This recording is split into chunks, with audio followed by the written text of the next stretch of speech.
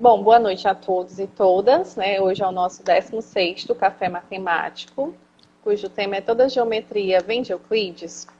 E o nosso convidado de hoje é o Charles Cruz, que possui graduação em Matemática pela Universidade Regional do Cariri, mestrado e doutorado pela Universidade Federal do Ceará, pós-doutorado pela Imperial College de Londres e atualmente é professor adjunto do Instituto de Matemática da Universidade Federal de Alagoas e associado júnior do Centro Internacional de Física Teórica Abdus Salam, e tem experiência na área de matemática com ênfase em geometria diferencial e análise geométrica. E hoje ele está aqui, né, para responder a pergunta para a gente. Toda geometria vem de Euclides? Bom, mais uma vez eu queria agradecer a cada um da live, agradecer ao Departamento de Matemática pelo convite, é um prazer, acho que é a segunda vez que eu estou participando. E hoje eu queria falar de geometria com vocês, não só essa geometria euclidiana, e vamos ver o que a gente consegue fazer com a geometria, e se existe alguma geometria que não é de Euclides, e se qual é, e também qual a importância, né? Porque já que a gente está definindo alguma coisa, deve ter alguma importância. Bom, primeiramente vamos tentar ver o que acontece com esse nome, geometria euclidiana.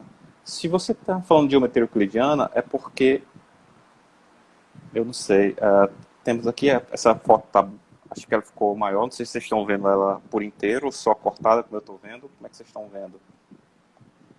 Dá para ver um pouquinho, cortou um pouco a cabeça, mas É. dá para ver o rosto.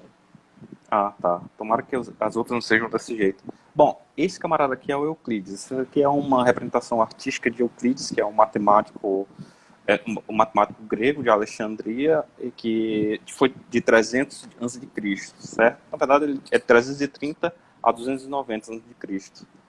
E ele ficou muito famoso por causa de um livro, que o nome do livro é Os Elementos. Por isso que hoje é Os Elementos de Euclides. Em fato, não é um livro, é uma coleção de livros. São 13 livros em que ele basicamente, ele dá a base da matemática na época. Por exemplo, desses 13 livros, eu notei que 5 eram de geometria plana, 3 sobre números, 1 era de teoria das proporções, 1 sobre incomensuráveis, e 3 são de geometria espacial. Certo? Você pode comprar esse livro, por exemplo, eu vou colocar aqui, esse aqui ficou no tamanho certo, vai aparecer em algum momento. Esse livro, por exemplo, você pode comprar até hoje, eu não sei se exatamente é o mesmo livro, se tem todos os 13 livros, provavelmente não, geralmente eles colocam em seções, você consegue comprar, você consegue comprar até pelas Americanas, é um livro até bem acessível, vai depender também muito da tradução, porque existem várias e várias traduções. E só para a gente ver, esse daqui que eu coloquei agora, eu acho que vai chegar em algum momento, vocês vão começar a ver, que é o pedaço de livro mais antigo, que é o de 100 DC, depois de Cristo. É um pedaço que sobrou, certo? É um pedaço bem velho, tá bom? E só para colocar aqui, esse último, eu não sei, tem um delay, para ter esse é um livro que é famoso, que é de 1847, por exemplo, que você encontra até hoje, certo? É um livro bem antigo, mas se vocês forem procurar, é até um inglês arcaico. Então, é um livro que é muito famoso e é um livro que deu mais ou menos a base de geometria, da geometria que mais tardava iria se chamar de geometria euclidiana, devido a essa pavimentação que ele fez. Bom, então, por mais que... Claro, tem uma coisa que a gente tem que ter em mente, que se você for pesquisar, se você for dar uma olhada, algumas coisas ficaram um pouquinho mal explicadas nesse livro, mas tudo bem, porque é um livro antigo, então acho que é até a questão de escrever. Mas ele é o primeiro livro, e eu acho que é um dos grandes importantes livros, um dos mais importantes livros, tá? Da história da humanidade. E para a nossa geometria, que a gente chama de geometria euclidiana, ele foi fundamental porque ele conseguiu definir certas coisas que hoje são fundamentais. que são os postulados. Antes da gente falar sobre isso, eu queria só lembrar que existe ele definiu nesses livros duas coisas, os axiomas e postulados, por exemplo. Esses 5 axiomas foram os 5 axiomas de Euclides e depois você tem 5 postulados de Euclides, tá? Esses 5 axiomas, só para lembrar, é porque é o seguinte: hoje existe uma diferença entre axioma e postulado da época antiga. Por exemplo, antigamente, axioma era uma suposição comum a todas as ciências. E hoje, um axioma, e postulado era uma suposição comum a uma ciência específica, certo? Então, axioma é todas as ciências e postulado para uma ciência específica. Isso na Grécia Antiga. E, por exemplo, esses 5 axiomas são até bem...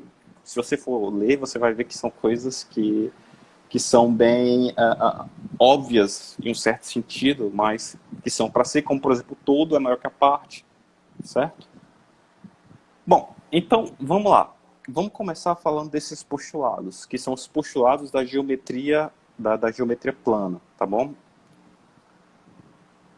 Então, esses são os 5 postulados, tá? Pronto, acho que deve ter chegado, né? Primeira coisa é o seguinte, o primeiro postulado, uma coisa que eu queria falar, imagina que a gente está num jogo. Então, antes da gente falar no jogo, a primeira coisa é a gente saber quais são as regras do jogo. Então, as regras do jogo vão ser esses postulados. Aqui está como axiomas, leiam como postulados, tá? Então, vamos tentar entender esses postulados, porque esses postulados eles vão ser importantes. Eles vão ser importantes para a definição do jogo mais tarde, mais à frente. O primeiro postulado é um postulado que diz o seguinte: se você pegar 2 pontos distintos, existe uma única reta que passa pelos dois, certo?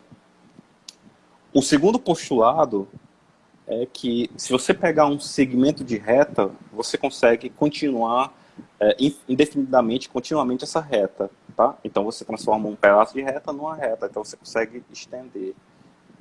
O terceiro é que, dado 2 pontos distintos, você consegue uma circunferência a partir desses 2 pontos. Isso daqui é bem visível se você estiver vendo um compasso, né? Se você pegar 2 pontos, você pode abrir o compasso e você pode girar e você vai ter uma circunferência, tá? E o quarto axioma é que todos os ângulos retos são congruentes, ou nesse caso, vamos dizer, iguais.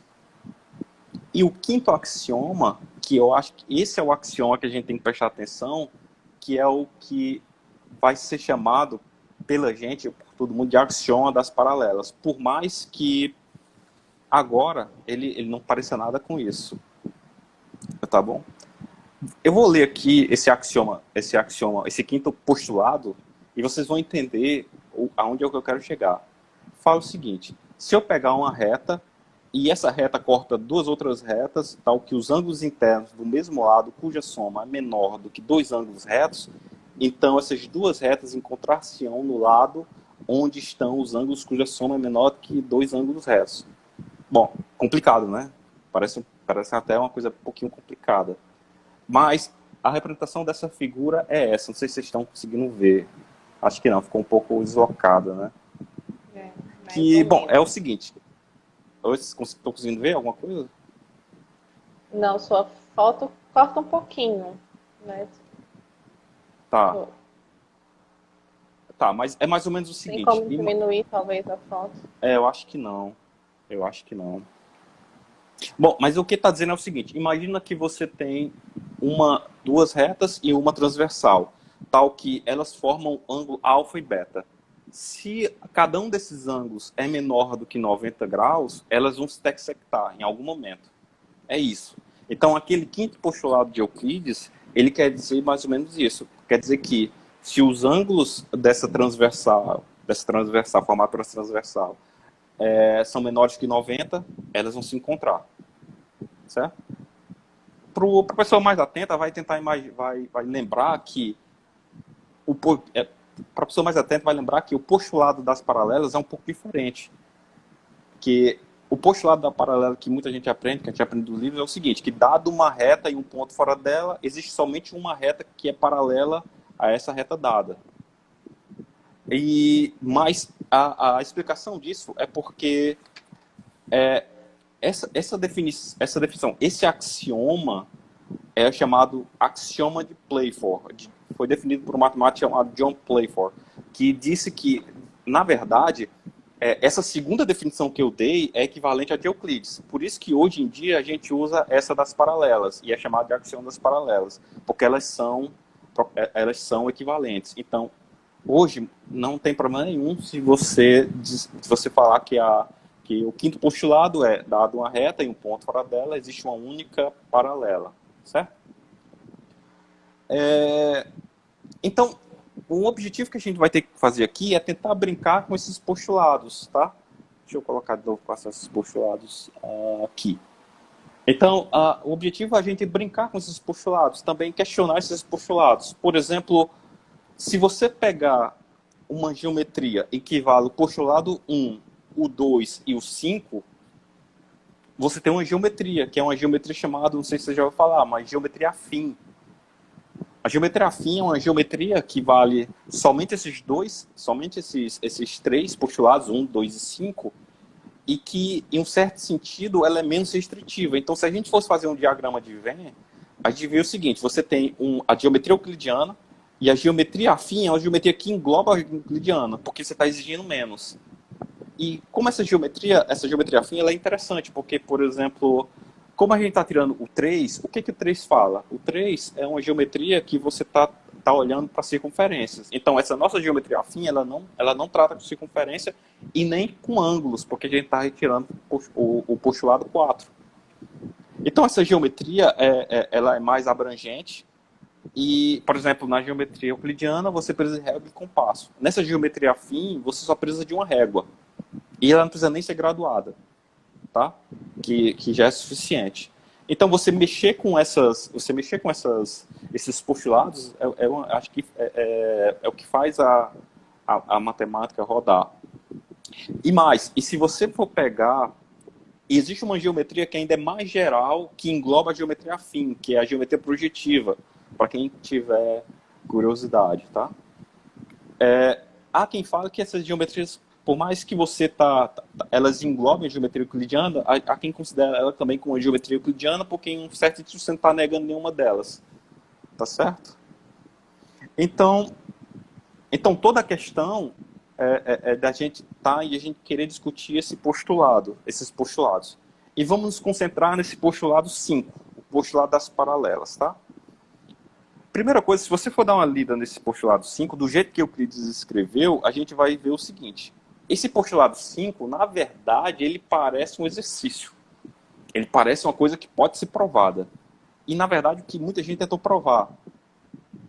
Por exemplo, se você for pegar o postulado 5, muitos matemáticos, e quando eu falo muitos matemáticos, eu estou falando muito matemático graúdo, tentou pegar esse postulado 5 e provar através dos 4 outros postulados. Ou seja, ele queria utilizar os 4 outros postulados anteriores como hipótese para provar o postulado 5. E nesse meio tempo a gente teve demonstração errada, a gente teve gente que não conseguiu. Bom, e de fato é meio complicado de você conseguir isso, tá? Então, teve esse movimento. O outro movimento de você trabalhar com os postulados foi você tentar negar um postulado. Porque, para muitos matemáticos, não sei se vocês já viram provas por contradição, mas como é que funciona a prova de contradição? Você nega alguma coisa e vê se você consegue encontrar alguma coisa que contradiz. Então, a ideia é você negar o postulado 5. Só que, de fato, uma coisa interessante que acontece é que, se você negar o postulado 5, você não chega a nenhuma contradição. Certo? Então, ao contrário, se você negar o postulado 5, o que a gente tem é que a gente tem uma geometria que, de fato, ela é mais robusta. Ela é mais robusta e consistente. Certo? É uma geometria. Por mais que a gente pode ver mais na frente que a história, ela conta que a história conta que não foi muito bem aceita essa questão dessa geometria, mas ela é bem mais consistente. Ela é tão consistente quanto. Certo? Então, eu vou aqui. Então, aqui eu posso entrar nessa definição do que significaria uma geometria ser não euclidiana. E aqui eu vou seguir a definição da Wikipédia, que diz o seguinte, que a geometria euclidiana é uma geometria que baseia-se num sistema axiomático distinto de geometria euclidiana. Certo? Ou seja, tem uma distinção. E a distinção está justamente nesse axioma 5. Essa palavra geometria não euclidiana, na verdade, ela vem de Gauss, porque veio de um trabalho não publicado que foi contado para Gauss, que Gauss contou para um matemático amigo dele, um colega, através de uma carta. E ele denotou, e ele comentando, ele comentou lá que estava trabalhando uma geometria que era não euclidiana, certo? Tá, então, já que o nosso objetivo é negar o quinto postulado, então, o que significa negar? Vamos tentar pensar um pouco nisso. O quinto postulado diz o seguinte, dado uma reta e um ponto fora dela, existe uma única paralela. O que significa negar isso? Negar isso significa, ou não existe paralela nenhum, 2, existe mais de uma, certo? E é isso que, por exemplo, nessa geometria que não existe paralela nenhum, é o que a gente chama de geometria esférica. A gente vai passar por esse exemplo mais na frente. E na geometria que existe mais de uma paralela, a gente chama de geometria hiperbólica. E aqui eu apelo para... complementando, né? Oi? Mais de uma logo infinitas, né? Mais de uma logo infinitas. Mais de uma logo infinitas. Que é geometria hiperbólica ou geometria de Lobachevsky. A nossa intuição, é engraçado que a nossa intuição ela falha um pouco com relação à geometria euclidiana, com essa geometria por um fato bem simples. A gente aprende desde o começo geometria plana, então tudo que vem depois a gente acha estranho. Mas eu coloquei aqui um exemplo de como seria. Essa daqui, que eu coloquei agora, são as paralelas do espaço euclidiano. Chegou? Apareceu? E agora, paralelas no espaço hiperbólico. Esse daqui é um exemplo. Chegou? Chegou. Pronto. Então, esse daqui é um modelo hiperbólico, que a gente vai, mais na frente eu só vou dar uma comentada, que é o assim, essa linha, essa curva verde vai ser nossa reta. Tá? Dada essa reta verde e um ponto P fora dela, existem infinitas paralelas. E essas paralelas são todas essas retas, todas essas curvas que passam por P. Então essa é a nossa, digamos assim, essa é a nossa reta. Essas são as nossas retas paralelas. Tá? Então vejam que foge um pouco da intuição, né? Então esse é o exemplo que eu queria dar para vocês. Então vamos fazer algumas perguntas bem naturais para esse tipo de coisa. A primeira pergunta é o seguinte: por que fazer isso? Porque imagina que a gente tem uma geometria euclidiana que ela é bem fundamentada. É uma geometria que, teoricamente, funciona na nossa vida. Por que você vai negar alguma coisa e criar alguma coisa diferente? A segunda pergunta é, geometria plana não é suficiente? Ou você poderia pegar uma geometria curva e levar para a geometria plana para resolver os problemas? E o terceiro problema é, bom, já que a gente está falando de geometria plana, que é a geometria euclidiana, existe geometria em cima de objetos curvos, em cima de superfícies curvas. Então são essas três perguntas que a gente vai tentar responder. A primeira coisa é por que fazer isso? Por que você pegar uma geometria, por que você pegar alguma coisa que está bem fundamentada e você tirar a hipótese, botar a hipótese e tentar desenvolver matemática? E a minha resposta podia ir pelo lado da geometria, podia ir pelo lado da geometria plana, mas eu vou fugir um pouquinho. Porque essa pergunta de por que fazer isso, na verdade, é uma pergunta um pouco mais filosófica, porque imagina que o trabalho de matemática é se você questionar as coisas, e não necessariamente você questiona pensando numa aplicação imediata. Eu acho que o exemplo mais interessante que você pode pensar nisso é o exemplo de um matemático chamado Ramanujan. Com certeza a maioria de vocês já deve ter escutado desse matemático, é um matemático indiano, que se você tem livros e filmes, que ele morreu em 1920. Ele trabalhava teoria dos números, a álgebra, certa parte da álgebra, era um matemático absolutamente genial. Eu acho que ele ficou bem conhecido pelo filme que foi feito, O Homem que Viu o Infinito, desse filme, né? Pois é. O mais esse cara... conhecido através desse filme. Pois é, tem filmes, livros e tal, até um ator bem famoso indiano que faz. A história dele é excepcional. O que eu posso falar do Ramanujan é o seguinte, ele definiu uma soma de Ramanujan. A soma de Ramanujan, ela atribui valor à soma de divergências infinitas. São somas que, se você for olhar, formalmente elas têm um erro de lógica. Ele consegue mostrar que 1 mais 2, mais 3, mais 4, mais 5, mais 6, essa soma infinita de todos os naturais é igual a menos 1 sobre 12. Eu não sei se vocês já ouviram falar disso, mas é igual aqueles problemas de lógica, que você multiplica por uma coisa, subtrai as somas, como você está fazendo uma soma infinita, vai aparecer uma contradição. Bom, é uma brincadeirazinha que essas somas elas acontecem, mas a questão é que, por mais besta que essa soma ela seja, essas somas de Ramanujan, elas têm aplicação na teoria das cordas e em física quântica, por exemplo. Então, e o cara morreu em 1920.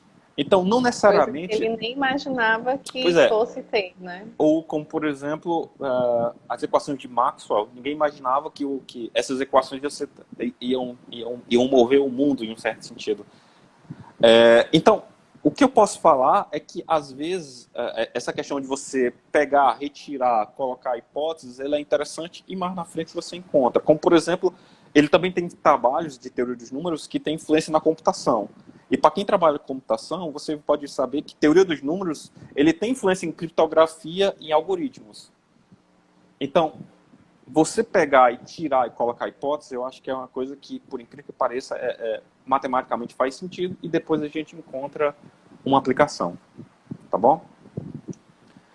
Tá, então, já que a gente falou sobre essa questão de por que esse negócio de tirar e colocar hipóteses, a segunda pergunta é: existe geometria em objetos que não são curvos? Ou objetos de superfícies curvas? E aqui, olha, vou dar um exemplo. O espaço. O espaço não é plano, certo? Então, claro, isso daqui é uma representação um pouco, mas depois eu vou falar um pouco sobre essa coisa relacionada à geometria e relatividade. Mas o que eu posso falar é que não necessariamente a gente vive num contexto plano, certo? Não necessariamente a gente vive num contexto plano. E, por exemplo, existem esse daqui é uma superfície um pouco mais abstrata, que eu estou mostrando aqui. Mas o que eu posso falar é que, mesmo para essas superfícies abstratas, seria interessante a gente ter uma noção de fazer, de calcular comprimento em cima delas, em tentar comprimentos, ângulos e coisas a mais. E a gente vai tentar mais ou menos dar uma explicação. Isso aqui é bem abstrato, são superfícies não orientáveis de gênero diverso, de 1, 2 e 3, tá bom? É porque você está passando terceiro, tá bom? Então, a nossa intenção é que, já que existem superfícies que são curvadas, será que a gente consegue fazer geometria em cima de superfícies que são curvadas? Porque, por exemplo... aqui vai ficar ruim, aqui ficou ruim. Um pouco grande. Isso daqui é uma esfera, vou tentar descrever para vocês. Isso daqui é uma esfera, e nessa esfera eu estou escrevendo um triângulo em cima da esfera, tá bom? Bom, então, a gente tem triângulos... Só para tentar ajudar, para quem quiser visualizar melhor, pode tentar pegar uma bola de isopor e botar 3 elásticos. Pronto, pode ser. Um em cima do outro. Aí o desenho vai ser esse triângulo, né? Triângulo vai ficar. Sim, então a gente pode fazer geometria em cima de objetos. E já que a gente está influenciado por geometria, porque uma coisa na matemática que a gente faz é comparar. E a primeira pergunta é: a gente pode comparar esse triângulo com um triângulo euclidiano, ou seja, o triângulo da geometria plana? Ou seja, por exemplo, bom, a gente vê que a gente não tem uma reta, a gente tem um arco, né? Porque essa retazinha do triângulo era curvada. E o que eu queria falar é que A pergunta natural é, esses ângulos, a soma desses ângulos é 180? É uma pergunta bem factível. Eu acho que um aluno conseguiria perguntar, mas também é 180? Bom, a resposta é não. Mais na frente a gente vai ver, mas a resposta é não. Por incrível que pareça, a esfera ela tem umas particularidades. A gente vai tentar ver, pelo menos a maioria delas. Tá bom? E em um certo sentido, a gente vive num espaço esférico. Por exemplo, a Terra. A Terra, ela é quase esférica. Ela é achatada nos polos. E a geometria da esfera, e a geometria que a gente faz, localmente, a gente pensa num plano. Localmente, perto, quando você está em uma região bem pequena, as coisas se comportam muito próximo da geometria euclidiana. Mas se você for olhar um loop, um zoom, se você for dar um zoom bem grande, você vai ver o seguinte, que a superfície é curvada. A superfície é curvada. E isso deve ter uma influência na geometria. Isso deve ter uma influência no ângulo. Então, essa questão da esfera, ela é muito interessante. Então, vamos começar agora a falar dos matemáticos. Bom, existem muitos matemáticos que trabalharam, né, em geometria. Entre eles, eu vou falar do Gauss, o Bolyai, provavelmente eu errei o nome, porque esse camarada é húngaro, o Lobachevsky e o Riemann. Vou falar só desses quatro. O Gauss, vou falar daqui a pouco. O Bolyai é um matemático húngaro que ele trabalhou nessa questão da geometria hiperbólica. A história dele é bem interessante. Por exemplo, ele estudou com o pai. O pai dele era matemático, ele estudou com o pai, e o pai dele era obcecado pela essa questão do axioma das paralelas, que ele queria provar ou desprovar, tá bom? E o pai dele... Charles, deixa eu só interromper um pouquinho, porque tem só uns comentários aqui, né, pra gente também acabar não falar os comentários lá na frente com os assuntos passados, né? A Karina só mencionou aqui que os elementos, a obra, né, os elementos, é o segundo livro mais traduzido e vendido do mundo, né, só pede para a Bíblia. Essa informação nem eu sabia, Karina, eu sabia que era muito vendido, né, era um dos mais, mas não sabia que era o segundo. E ela mencionou também que algumas pessoas falaram sobre geometria euclidiana, projetiva, que gostaram. E aí a Karina mencionou que fica com a sensação de que foi enganada a vida toda, né? Porque a gente aprende na escola e até na faculdade que a soma dos ângulos internos de um triângulo é 180 e utiliza isso para resolver muitas coisas e aplica isso, né? E paralelamente a isso, nessa outra geometria, não necessariamente vamos ter que a soma vai ser 180. E aí, desse comentário que você fez, né, sobre a comparação com a Terra, vieram alguns comentários sobre a Terra ser plana ou não, né? E é interessante porque a geometria mostra isso, né? Já há muito tempo, alguns geômetros já provaram que a Terra é redonda ou próxima, né, de uma esfera. E aí o Davi pergunta aqui, vale Pitágoras, professor, nessa geometria da esfera? Você apresentou um triângulo, né, e mencionou sobre a soma dos ângulos internos. Davi está perguntando se vale Pitágoras nesse triângulo, no triângulo aí na esfera. Vale ou não? Aí vai depender. Que Pitágoras que ele está pensando? Existe uma relação para esses triângulos, mas não é exatamente a relação que a gente está pensando. Aliás, existe uma relação, na verdade, para 3 tipos de triângulos. Eu vou até comentar mais na frente, que é um triângulo em espaço de curvatura positiva, de curvatura negativa e em plano. Tá? Cada um tem uma diferença. Não é difícil de encontrar, não, na internet. Mas existem 3 formas distintas. Tá? Vou só voltar aqui para o Bolyai, né? Ou, Deus sabe como é que se chama o nome desse camarada, né? Em húngaro. Como eu falei, o pai dele era aficionado pela essa questão desse quinto axioma. Tem até uma carta, na verdade teve até uma coisa que foi escrita pelo pai do Bolyai, incentivando ele a não pensar nesse problema, porque ele já tinha pensado muito, porque o pai dele era obcecado. Porque ele escreveu assim para o filho: pelo amor de Deus, te peço que abandones. ela teme mais do que paixões sensuais, porque ela ocupa todo o seu tempo. Te priva de saúde, paz de espírito e felicidade na vida. Certo? Então isso é, bom, bem dramático, né? O pai do cara, mas tudo bem. E o terceiro cara que também trabalhou com geometria hiperbólica é o Lobachevsky, que era um russo, que ele chamava essa geometria de geometria imaginária, porque, na verdade, ele chamava de geometria imaginária e ele tentou, e ele escreveu um artigo que foi rechaçado pela comunidade científica quando ele explicava essa geometria.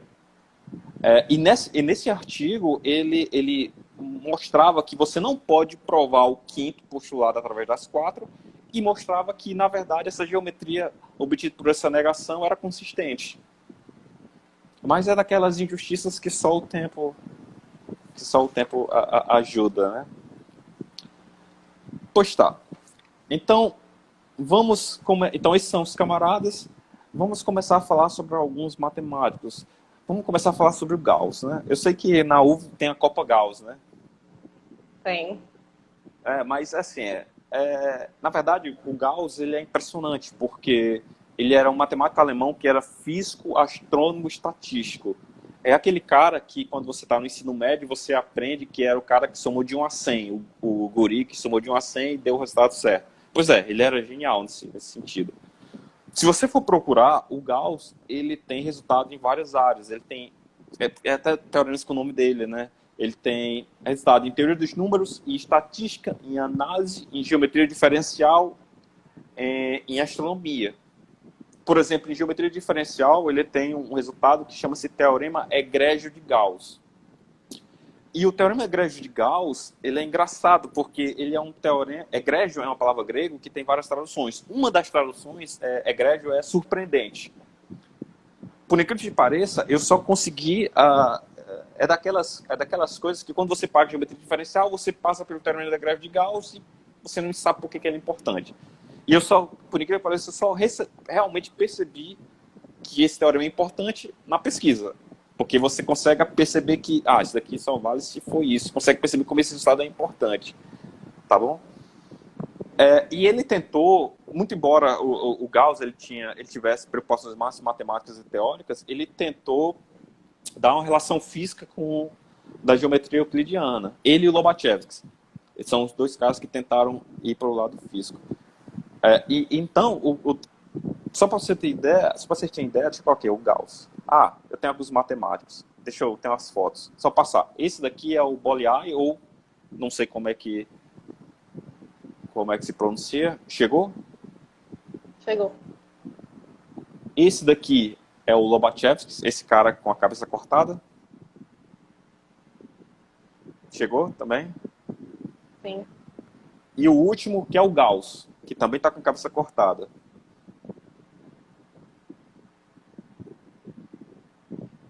Chegou, né?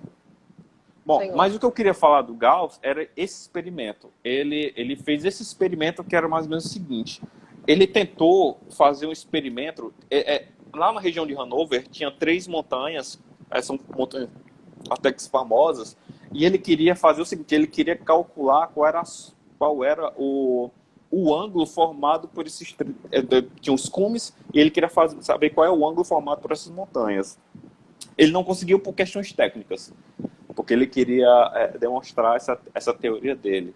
Mas ficou famoso por esse tentativo de experimento. Assim como o Lobachevsky também tentou fazer uma coisa parecida numa coisa chamada... Ele tentou fazer uma coisa parecida com parallax. Aí vocês pesquisem, eu não entendo muito disso não. Mas é que ele tentou fazer esse mesmo experimento, só que em corpos celestes. A Terra e alguns planetas, algo assim. Ou estrelas, algo assim. Bom, então esse experimento ele não deu certo, que ele tentou medir o ângulo, esse ângulo formado pelas essas 3 montanhas. Uma coisa interessante que eu queria chamar a atenção é que ele usou esse objeto que vai aparecer aí para vocês em algum momento. E esse objeto, ele é chamado de heliotropo, que é um objeto, e esse objeto foi inventado pelo próprio Gauss. Esse objeto é um objeto que pega luz solar e, através da luz solar, ele marca pontos numa triangularização, certo? Foi inventado pelo Gauss. Então, por mais que ele tivesse seus objetivos teóricos, ele conseguiu dar sua contribuição para a topografia. Isso é só uma curiosidade, tá certo? Então, ele conseguiu fazer isso através de espelhos, tá? Espelhos do solar. Então, por que ele quis... Qual o objetivo dele de fazer esse triângulo? Bom, como eu falei para vocês, essa questão de mostrar essa questão dessa geometria em alguma coisa numa esfera. E como eu falei, como a gente está no planeta Terra e a Terra é curva, quanto maior a distância, mais a gente tem a noção de como ela está um pouco curvada e como isso pode influenciar. Então, a partir de agora, vamos tentar conversar sobre geometria na esfera. E vamos ver se aparece cortado. Aparece só um risco, né? Na verdade, isso daqui deveria ser uma esfera. Para mim está aparecendo uma esfera e 2 pontos. Bom, mas tudo bem. Imagina, pessoal, que vocês estão com a esfera e você tem um polo norte e um polo sul. Qual é a menor distância entre esses 2 camaradas? Você poderia pensar, é uma reta ligando as duas extremidades, o polo norte e o polo sul. Mas a questão principal que a gente tem que levar em consideração eu quero fazer essa medição em cima da esfera. E em cima da esfera, só a casca, né? em cima da casca. E em cima da casca, a gente vê que a menor distância vai ser um arco. Então, a gente vai tentar ver mais na frente essa questão de que o que é uma reta numa esfera. A primeira pergunta, tá certo? A segunda pergunta é a questão dos ângulos. Aqui a gente, por exemplo, o ângulo você tem uma esfera e você tem esse triângulo formado nessa esfera. O que é engraçado é que esse triângulo aí, cada ângulo tem 90 graus. Certo? O que a gente pode dizer que a soma dos ângulos com certeza é maior que 180, porque é 180 só 2. Tá bom? Então, existe uma diferença. A primeira diferença é que quer ser uma soma de ângulos. Segunda diferença, a reta, que a nossa reta vai ser um arco. E mais alguma coisa. E a soma dos ângulos. Esse daqui ficou menor. Vocês conseguem ver aqui, né? Já dá para ver melhor. Pois é. Então, a gente tem uma geometria que pode ser feita numa esfera. Só que antes de fazer essa geometria, a gente precisa de algum pré-requisito, que eu vou tentar dar um pouquinho mais na frente. Tá bom? Então, vamos ver o que é que a gente consegue fazer macroscopicamente numa esfera. E como a distância ela é diferente. Finalmente, olha aqui a minha foto está no meio a minha foto está no meio da terceira figura ou não? Está, dá para ver só 2 figuras. Tá, deixa eu só explicar o que tem. Aqui são 3 exemplos de superfície. A primeira superfície é essa esfera. A gente tem um triângulo cuja soma é maior que 180. A segunda figura é um plano, em que a soma é igual a 180, e a terceira figura é uma superfície hiperbólica, é uma superfície com curvatura negativa, em que esse triângulo é um triângulo achatado que tem ângulo menor do que 180.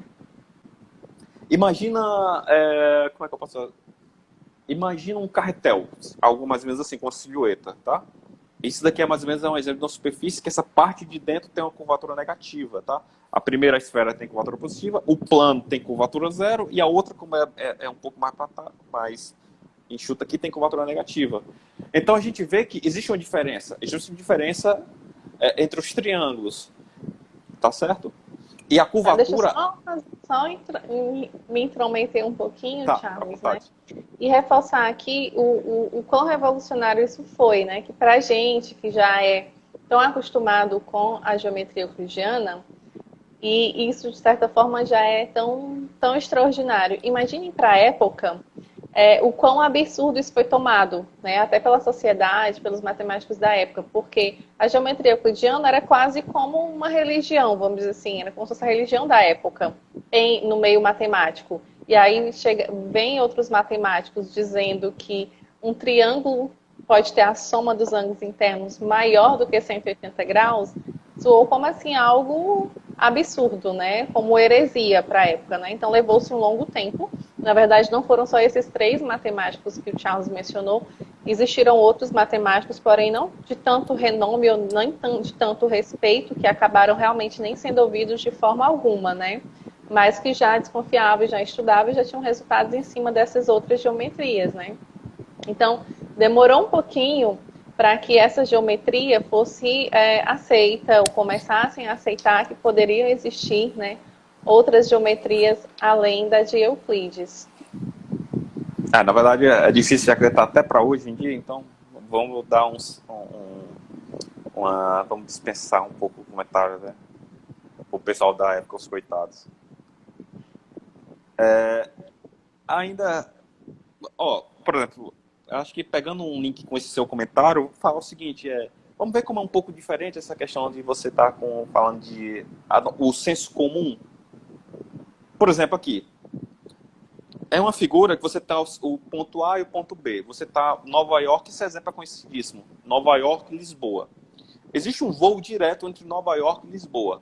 Se a gente for ver, no mapa planificado, você tem essa linha reta, essa linha tracejada, né, de A até B. Só que, por incrível que pareça, a menor distância que o avião faz é essa curvazinha. Ou seja, é um pouco anti-intuitivo, assim como essa questão da geometria em cima da esfera. Então, no plano, se você planificar o planeta Terra, na verdade, o avião ele faz esse formato em roxo ou rosa. Tá certo? E você tem mais coisa, por exemplo, aqui, ó. Esse daqui é o voo de Tóquio, Nova York.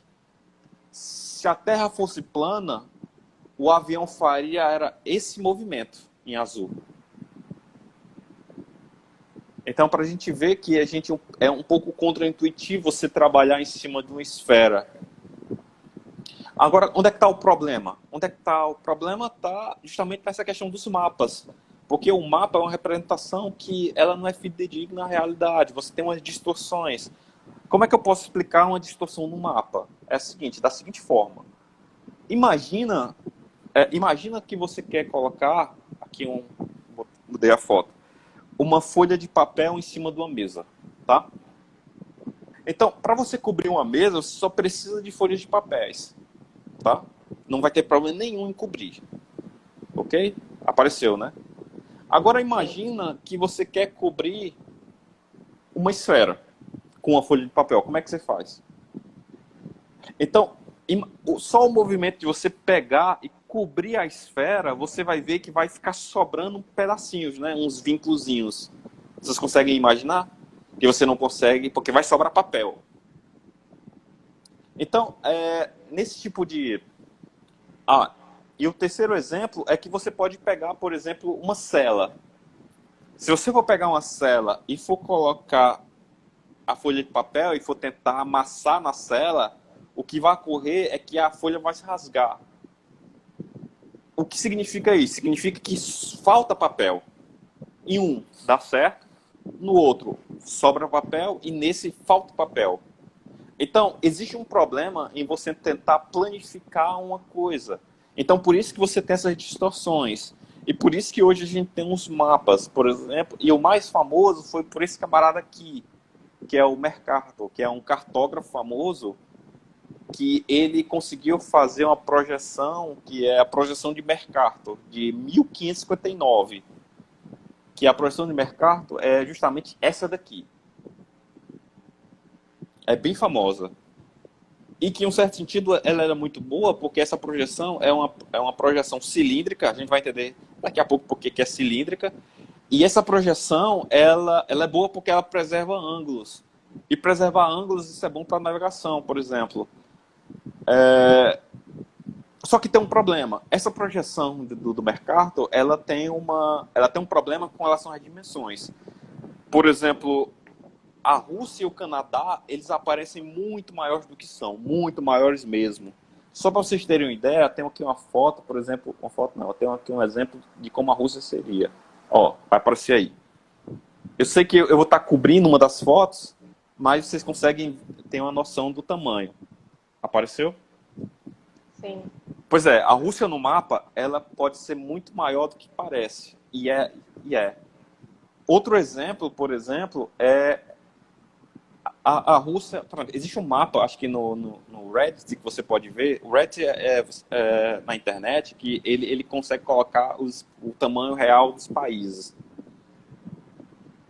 Então, deixa eu voltar. Um exemplo que eu posso dar é a Groenlândia. A Groenlândia, se você for olhar a Groenlândia é quase tamanho ou maior que o Brasil. Só que a Groenlândia, na verdade, ela é muito menor. A Groenlândia só tem 2,1 milhões de quilômetros quadrados. O Brasil tem 8,5. Só para vocês terem uma ideia da distorção que um mapa pode fazer. E a explicação está justamente por isso. O mapa, ela é uma projeção do que acontece, é uma projeção que acontece dependendo de como você quer a projeção. Projeção cilíndrica, porque você tem um cilindro, certo? Está aparecendo aí? Apareceu? Sim.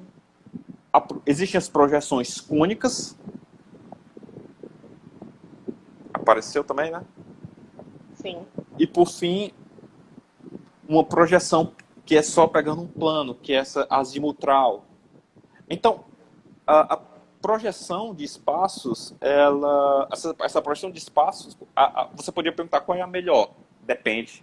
Depende do que você precisa. Cada projeção, ela facilita em alguma coisa. Então, a gente vê que, conversando sobre isso, a gente tem uma coisa interessante, que é a primeira coisa.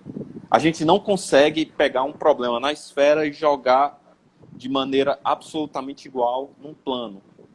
Então, o que nos resta? Trabalhar em cima da esfera, ou, como a gente fala, trabalhar intrinsecamente. Então, a geometria tem que ser feita na esfera. A geometria tem que ser feita em cima do objeto, não projetada, porque isso vai perder ou o ângulo, ou o comprimento, ou tudo. Então, faz sentido, você se sente obrigado a trabalhar em cima do objeto, certo? Tá, deixa eu só dar um recadinho, que já está quase completando 1 hora de live. Eu acho que eu não expliquei isso para você também, Charles. Quando chega 1 hora, o Instagram encerra automaticamente a live, tá? Certo. E aí, se a gente não tiver encerrado, tá, pessoal? Vocês aguardem aí que a gente retorna novamente, tá? Começa de novo a live para dar continuidade ao assunto, tá bom? Principalmente que agora que eu vou falar de geometria riemanniana. Bom, mais legal. A geometria riemanniana é o seguinte, ela vem por causa desse camarada aqui que está com a cabeça cortada, mas eu posso dizer que é um camarada que é barbudo com cara de sério, tá? Esse camarada aqui é o Riemann. Esse Riemann, o Riemann, ele foi orientado pelo Gauss, tá certo? E ele tem um orientando famoso, que é o Roch, que é o cara do teorema de Riemann-Roch, que é um teorema de de análise complexa, tá? E o Riemann foi um dos caras mais brilhantes da época, porque se você for pensar, muitas das coisas levam o nome de Riemann. Por exemplo, você tem a geometria riemanniana, você tem a integral de Riemann, você tem a superfície de Riemann, que leva em conta essa questão de olhar o objeto R2 como o plano complexo C. Você tem a função zeta de Riemann e você também tem a hipótese de Riemann. Então, todos fazem cargo do mesmo cara, o Riemann.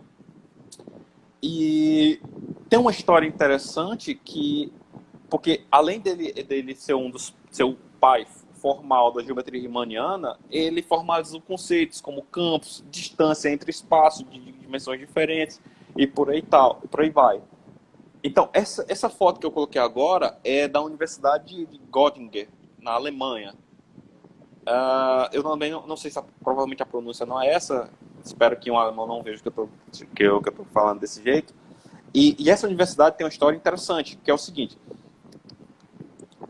algumas universidades você não tem concurso, você tem que fazer uma aplicação, você aplica para ser, por exemplo, assistente, aplica para ser lecturer, você pode aplicar para certas coisas. E a história é que, quando ele foi fazer uma lecture para tentar ser assistente, ele teve que fazer palestra, vamos dizer assim, com 3 temas. 2 temas eram de matemáticas, era de coisas relacionadas à matemática da época, e o terceiro tema era sobre geometria riemanniana, em que ele apresentou os fundamentos de geometria riemanniana naquela palestra. E o que é engraçado é que essa palestra ficou famosa porque quem ficou vislumbrado nessa palestra foi o próprio orientador, o Gauss, porque ele percebeu que ele tinha feito uma coisa muito forte, uma coisa bem que ele tinha iniciado uma área. E o que é engraçado é que dizem que o Riemann não conhecia os trabalhos dos caras anteriores relacionados às geometrias não euclidianas, tá? E ele conseguiu... Agora, tudo bem que ele se utilizou da maquinária que o Gauss fez, que foi a questão da geometria euclidiana. Que foi, de geometria em superfície, dimensão 2. Mas as gerações que ele conseguiu fazer, definindo um objeto chamado métrica e por aí vai, são generalizações não triviais. E isso é que é interessante. O que é o conceito de derivar? O que significa isso? Ele também determinou uma coisa chamada variedade riemanniana. Tá? Então, formalmente, uma geometria riemanniana é um objeto com uma métrica riemanniana. Métrica realmente tem esse nome por medir. É um jeito de medir especial, certo? E para quem já pagou uma álgebra linear, uma álgebra linear 2, uma métrica nada mais é do que uma forma quadrática. Ou, em outras palavras, nesse sentido, nada mais é do que um produto interno. Ou seja, o que a gente consegue com o produto interno? Calcular a distância, comprimento e por aí vai. Então, o que ele fez foi definir um jeito de medir comprimento e distâncias em cima de um objeto, certo? Por exemplo, ele tem uma coisa, ele criou um objeto, ele só verificou a existência do objeto que chama-se tensor de Riemann. O tensor de Riemann, na verdade, que leva o nome dele, né? Esse tensor é um objeto que, se você for pensar na literatura, é um R ou um RM, que faz referência direta ao nome dele. Eu vou aqui só falar sobre esse tensor. Existe um matemático chamado Gromov, que é um dos grandes matemáticos da atualidade, já está um pouco velho, e que é um dos matemáticos que poderiam ter ganhado a Fields, acho que é uma das maiores injustiças da matemática. E uma vez o Gromov escreveu a seguinte coisa, que o tensor curvatura de uma variedade riemanniana é um pequeno monstro da álgebra linear cujo significado total continua obscuro. Pois é. Esse daí é uma definição de tensor curvatura, que eu não vou me aprofundar, mas só para vocês saberem que você tem isso. Falta muito tempo para acabar. Ele vai te avisar. Se você certo. que iniciou a live, ele vai começar a fazer uma contagem regressiva. Aí Tá. você pode encerrar ou você pode esperar que ele encerre. Tá bom. Bom, então, já que a gente está falando de geometria riemanniana, a gente tem alguns conceitos interessantes que a gente agora pode saber. O que é uma reta? O que é uma reta, por exemplo, numa esfera? Tá? Então, lembremos de uma reta. Veja que existem três posições relativas de uma reta. Ou essas retas são concorrentes, ou elas são paralelas, ou tem essa terceira opção que eu estou no meio, que elas são coincidentes. Em suma, ou duas retas se intersectam, ou elas não se intersectam. Certo? Isso daí é um fato de geometria plana. Então vamos primeiro, o que é uma reta? O que seria uma reta O que seria uma reta e elas se intersectam? Então a primeira coisa que eu queria falar é, caramba, aquele mesmo exemplo. Tá, deixa eu pegar aqui o do ângulo. O do ângulo também dá. Aqui. Certo, aqui também pode servir. Tá, vamos aqui. Primeira coisa, o que é uma reta? Uma reta é um objeto que minimiza a distância. Nesse sentido, a gente tem uma coisa chamada geodésica, que é uma curva especial que minimiza a distância, pelo menos localmente. E essa curva, ela é interessante porque ela tem algumas aplicações que eu vou comentar mais na frente. Acho que é melhor deixar para cá. E na esfera, quais são os exemplos de geodésicas? Elas os exemplos de geodésica na esfera são o que a gente chama de grandes círculos. Ou seja, são toda curva, pega a esfera. Uma geodésica ou um grande círculo é toda curva que divide a esfera no meio. Certo? Ou seja, você pode, aqui tem uma esfera, você pode ter essa daqui, você pode ter essa, você pode ter uma transversal, você pode ter várias.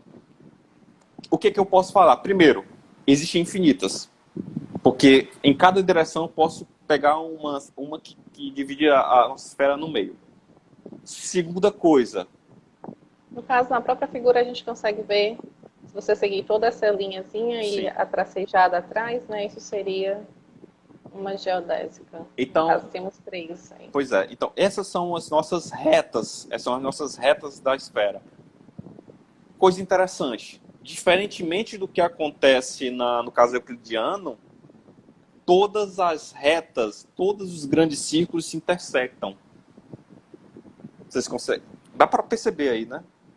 Então, esse é um exemplo de geometria esféricas. Então, que você não tem paralelas, porque todas vão se intersectar. A não ser que elas coincidem, que elas vão se intersectar mais ainda, né?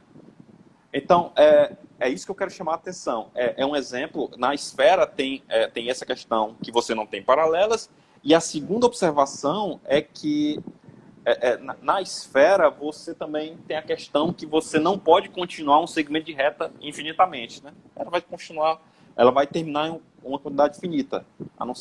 Tudo bem que ela continua, porque é periódica, mas você estende até uma quantidade finita. Então, existe uma diferença nessa geometria esférica. Outra coisa é que essas geodésicas, por elas minimizar distância localmente, ou na geometria tem uma linguagem que ela tem são curvas especiais cuja aceleração são constantes, a gente pode, deixa eu colocar aqui, um exemplo de que a gente pode ver geodésicas são um caminho que uma luz percorre, porque, por exemplo, a luz, ela percorre menor distância, e como a gente viu aqui, coloquei aqui, um corpo, ele deforma o espaço. Então, a geodésica, ela vai no espaço deformado. Então, você tem que a luz, ela segue essas curvas geodésicas, elas vão pela menor distância, tá certo? Antes de eu botar mais e falar sobre a relatividade geral, deixa eu encerrar e recomeçar.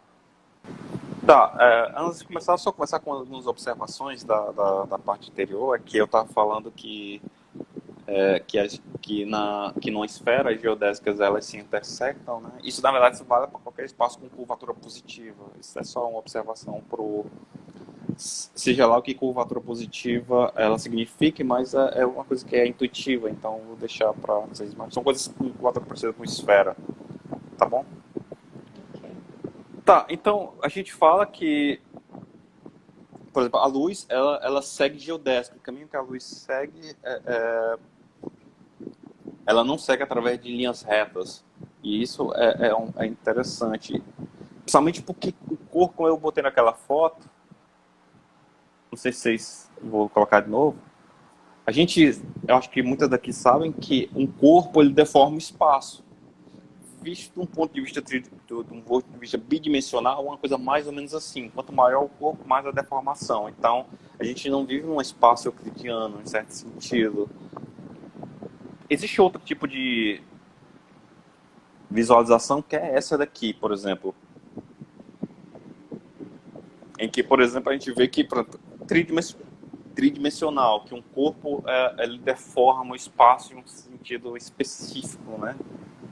Então,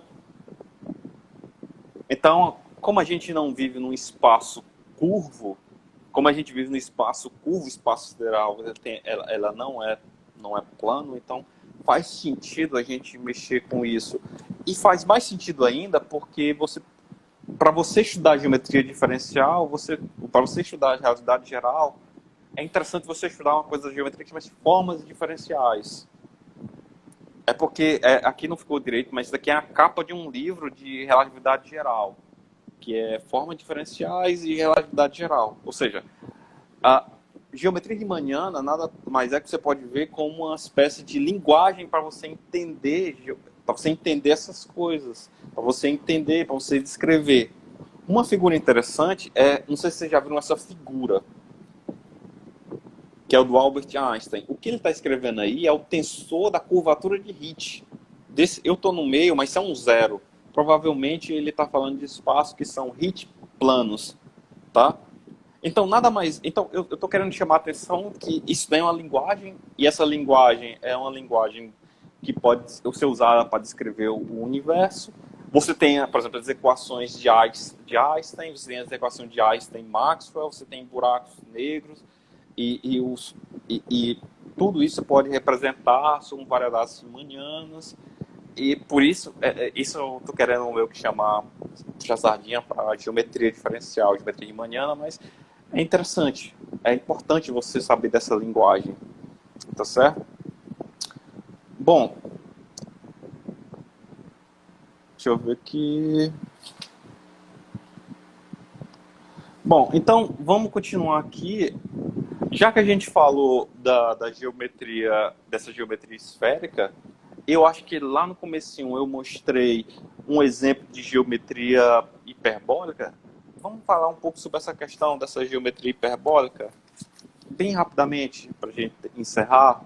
Essa geometria, a geometria hiperbólica, como a gente viu, é uma negação do quinto postulado, né? Só que é a negação que existe mais de uma geodésica, mais de uma reta paralela, passando por um ponto fora de outra reta. Essa geometria também é chamada, acho que eu já comentei na parte anterior, que é essa geometria de Lobachevsky. E também tem aplicação na realidade geral, porque por causa de uma coisa chamada espaços de Minkowski. Só quero citar isso. E essa geometria, ela apresenta vários e vários modelos, como, por exemplo, 3 modelos. Esse primeiro modelo é um modelo que é o modelo de Klein, tá? O modelo que eu estou no meio é o modelo do disco de Poincaré. E esse modelo de baixo é o modelo do semi-espaço de Poincaré. Só que existem mais outros modelos. Existe o modelo do hiperboloide, existe o modelo do hemisfério, existe o modelo da pseudosfera, só que a pseudosfera é uma coisa que, se eu não me engano, você não pode colocar a pseudosfera você não pode mergulhar no espaço euclidiano, mas o que eu quero chamar é que existem vários e vários modelos, em cada um deles você pode fazer uma geometria diferente. Uma pergunta que você pode se perguntar tá, então cada um desses modelos é uma geometria hiperbólica diferente? Não necessariamente, porque como existe uma isometria entre todos esses modelos, trabalhar em um certo sentido é como trabalhar em outro. Então, a questão do modelo, de você trabalhar no espaço hiperbólico, de fazer as retas, fazer triângulos em cima desse espaço, todas essas contas, elas são equivalentes em um ou no outro, certo? E uma coisa que eu posso falar é que essa geometria ela é tão rica quanto a euclidiana. Ela é tão rica quanto. E vale a pena até fazer um curso de geometria hiperbólica. Eu espero um dia fazer, quem sabe, ou um dia ministrar, só para tentar aprender mais sobre esse tipo de coisa. E para finalizar, eu queria só apresentar aqui que você pode fazer arte com geometria hiperbólica. Esse é um exemplo de uma arte de geometria hiperbólica, feita em geometria hiperbólica num disco, tá? Tá certo? Você tem essa, e por final, essa daqui, né, que é, eu não sei se vocês conseguem ver, que é o capiroto e um anjo, tá? São artes que são feitas, digamos, através de geometria hiperbólica, tá?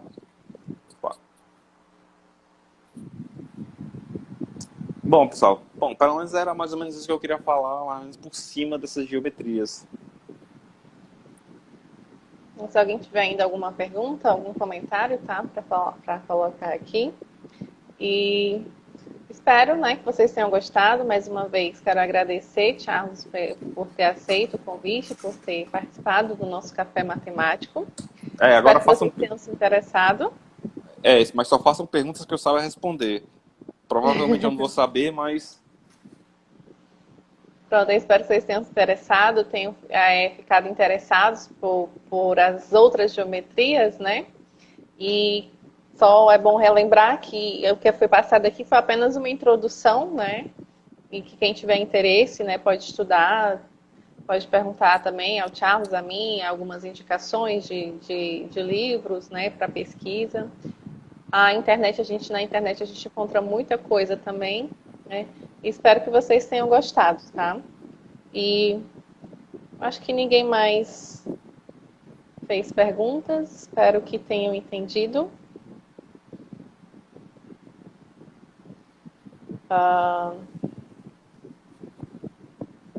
Quem tiver gostado, Karina, pode ir para o FAO para ser orientado pelo Charles.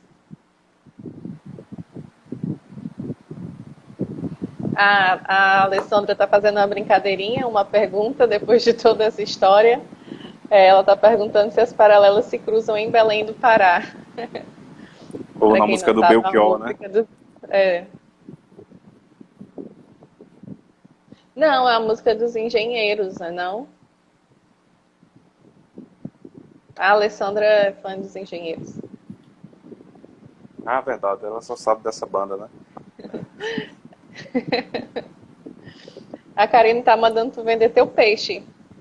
Chama aí orientandos lá para o FAO. Bom, no geral, são elogios aqui para você, Charles. E a Alessandra continua perguntando sobre a resposta para a pergunta dela. Eu acertei realmente a música de engenheiros.